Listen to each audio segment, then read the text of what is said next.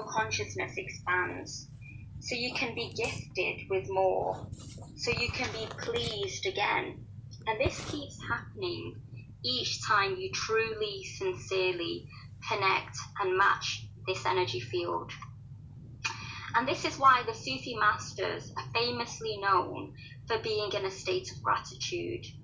If they have something, if they're gifted with something, they are thankful, they're grateful. And if they're deprived of something, if they experience a loss or something is taken away, they're still grateful. And that is the permanent state of the Sufi master. So then the key question is, who are we being grateful to? Well, the simple answer is that we're being grateful to the one who responds to us showing gratitude. And this is an unseen power, or even a presence that's always there, if we pay attention. Now, this presence has been given many names, such as God, the energy of love, the one power, the universe, source. And the names can carry on. Take whatever name resonates with you. However, the more you connect with this all-powerful energy, the more you will experience it. And the more you experience it, you will then start to absorb the qualities of this all-powerful energy. Whatever that's the quality of forgiveness, whether it's the quality of peace, strength, love, and so much more. The more you absorb in that energy, you will then become peace. You will literally become the source of peace. When people sit with you, their hearts will be settled. You will become the friend of forgiveness. You will become the vessel of unconditional love. Your presence and remembrance even, so even when anyone thinks of you, every time they just think of you, when you're 1,000 miles away, or even when you've left this world, your presence and remembrance will become the source of strength. You become the master of these qualities because they will flow from your heart, and those around you will experience this truth. And this is the station of the true spiritual guide, also known as the saint, guru, mystic, or friend of God. And these holy light beings have connected with the energy of love so much that now they have absorbed themselves in that ocean of unconditional love. And they have become love. They've become love itself. So when seekers of truth sit, connect, and adopt the compass true saint, that's the key, the true saint, they then experience that unconditional love. And it's this unconditional love that ultimately transforms and awakens the spiritual heart. For we are all spiritually asleep, and only the ones who are awake and conscious can come and tell us to wake up. Therefore, without a spiritual guide, we have nothing to spark or ignite the revival of the spiritual heart. The ego and negative forces, even spiritual forces, whether you call it Satan or our own negative mindsets, it kills your spiritual heart. Our ungratefulness, negativity, hate towards others, including self-hate, blame, lack of hope, despair, and so much more. All of these things make your spiritual heart deaf, dumb, and blind to spiritual truth. Remember, all of this negativity is a frequency. So every time we tap into it, we tune into that energy, and then we absorb into that energy. That's why you become a product of your environment, or you become whatever your company is, including your own mindset and spiritual state. So to break free of the chains of the ego, one must go and adopt the company of the true lover, or the saint. Because walking this path alone, you will always fail, limiting the ability to continually expand. The beauty of this journey is that there's no end to God's essence. So there's no end to expanding your consciousness to experience the depth of his attributes. The more you experience, the more you are in what we call heaven. And the more we tap into our ego and negative thoughts, the more we experience what we call hell. As the great Sufi saint Rumi has said, hell is in the here, so is heaven. Quit worrying about hell or dreaming about heaven, as they are both present inside this very moment. Each time we fall in love, we ascend to heaven. And every time we hate, envy, or fight someone, we tumble straight into the fire of hell. Now, each week I share with you all some form of Sufi literature because there's always a beautiful lesson for the spiritual seeker to spiritually grow and transform. And today I want to share a story of a seeker who asked his spiritual master a question. So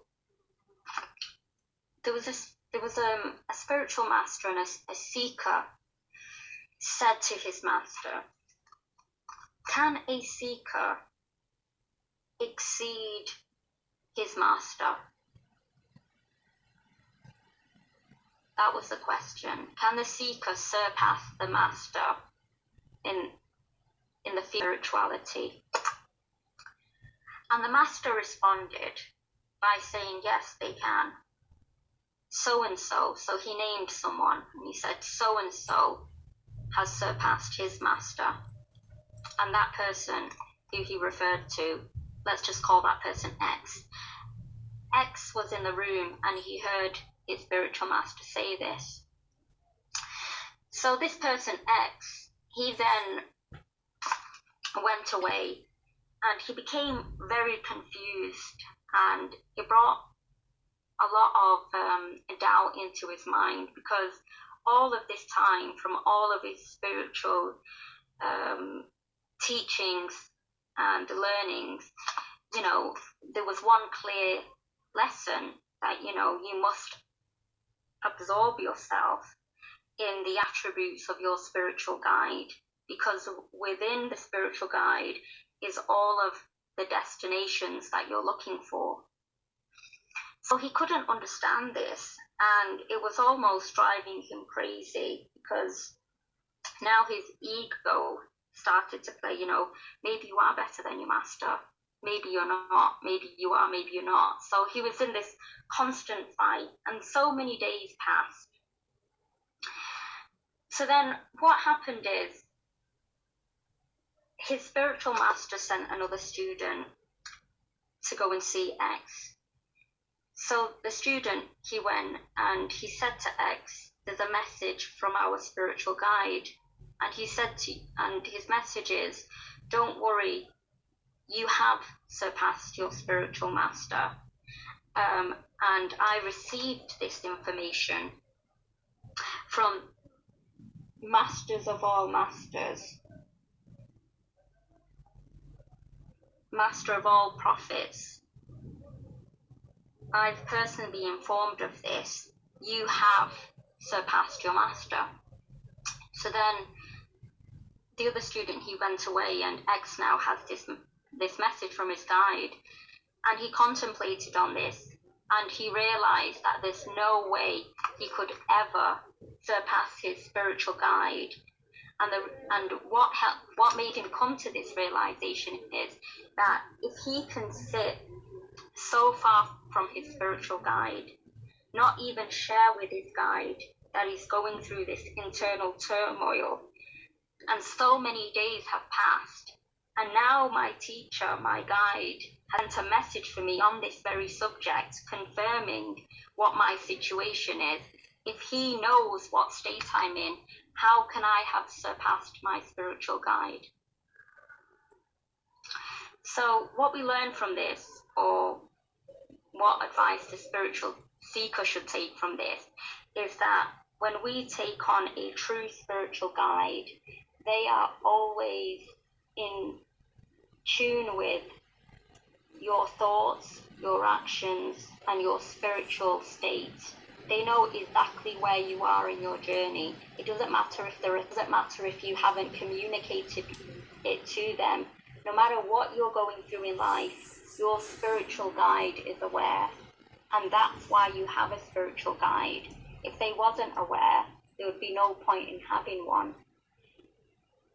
And it's only when you have this trust in your guide that they have the complete ability to guide you spiritually, then that's where you will be successful. So the seeker should place 100% trust in their guide once they have adopted the guide and become a student.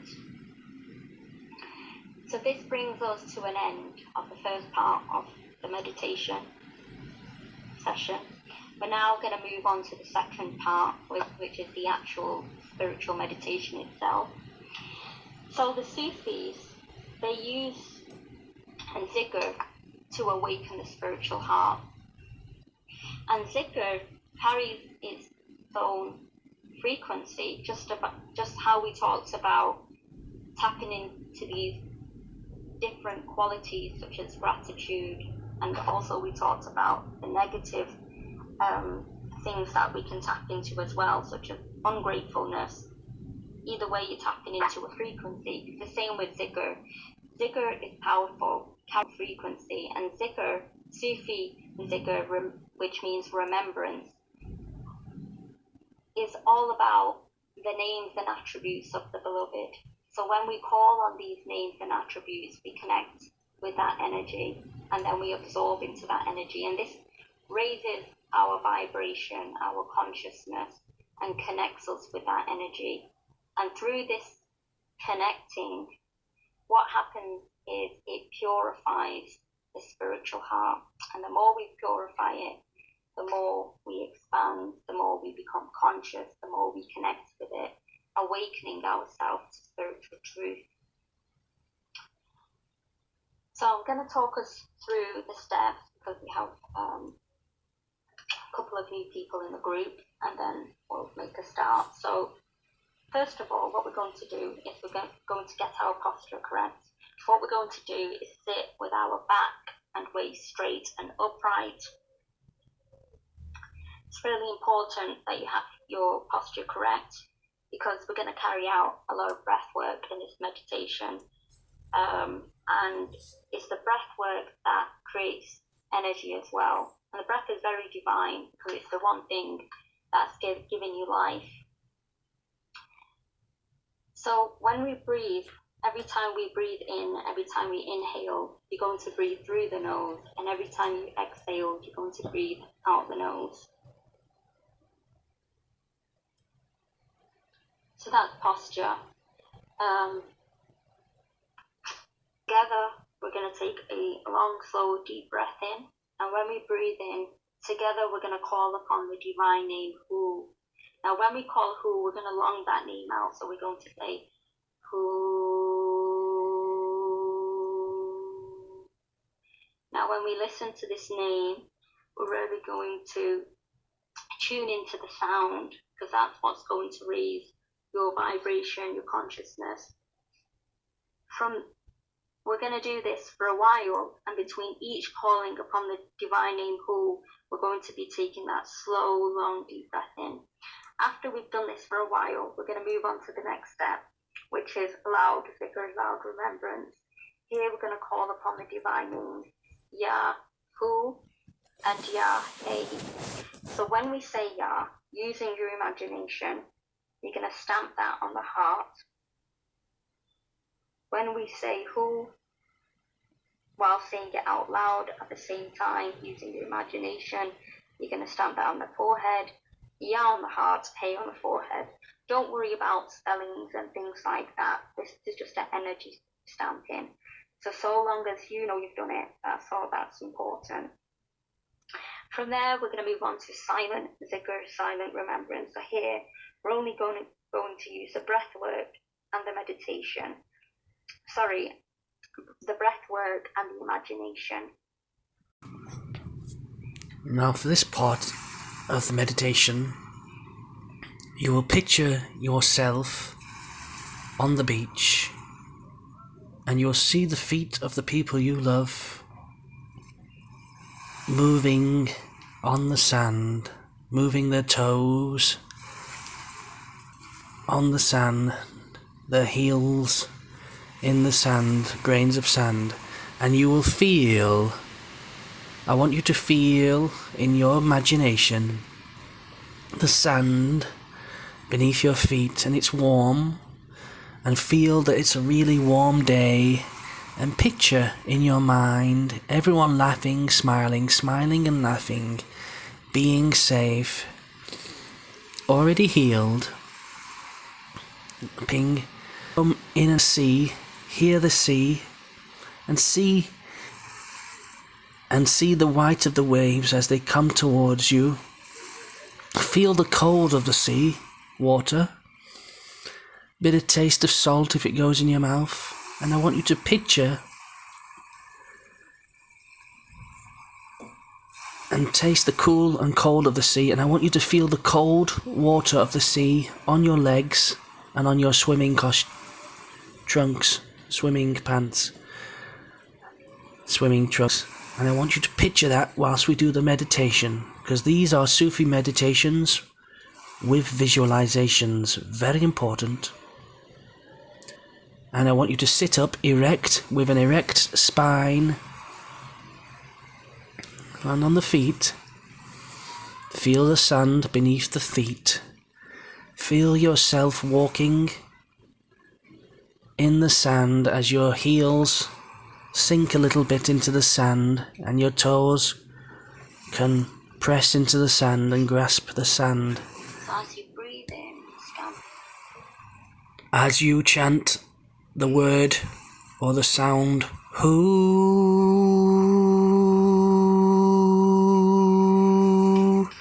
you will visualize whilst you say who.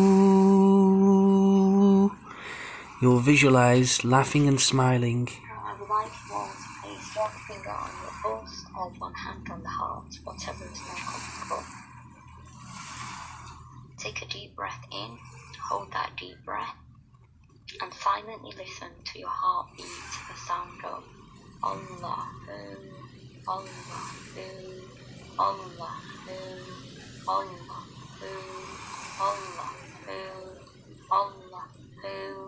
Allahu, Allahu. In your mind's eye, with your eyes open or closed, I want you to see